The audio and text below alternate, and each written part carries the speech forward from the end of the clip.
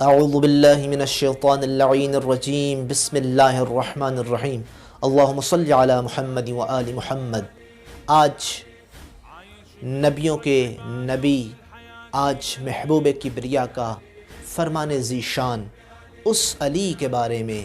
کہ جو علی امام المتقین بھی ہے، امیر المؤمنین بھی ہے، امیر ممکنات بھی ہے، جو وجہ اللہ ہے، جو لسان اللہ ہے، جو اذن اللہ ہے۔ وہ علی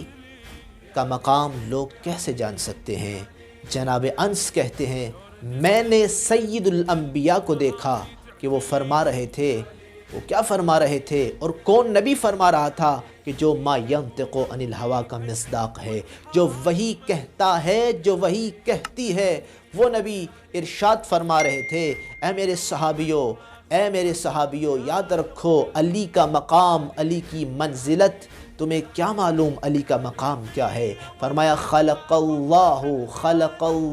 من نور وجہ علی ابن ابی طالب 70,000 ملک یستغفرون لہ ولمحبیہ یوم القیامہ۔ فرمایا میرے صحابیوں یاد رکھو علی کی عظمت یہ ہے کہ اللہ نے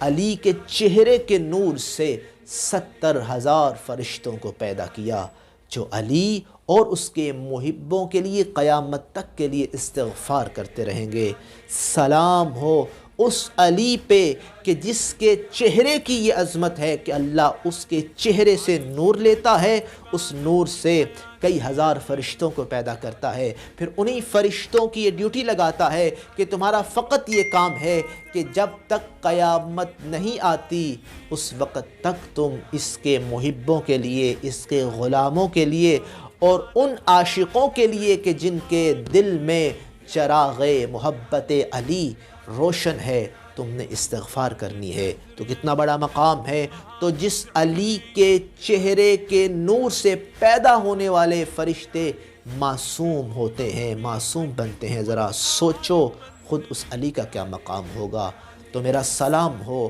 اور میری خوشخبری دیتا ہوں ان بندوں کو کہ جنہوں نے اپنے دل میں علی کی محبت کو جلایا ہوا ہے، روشن کیا ہوا ہے اور اپنے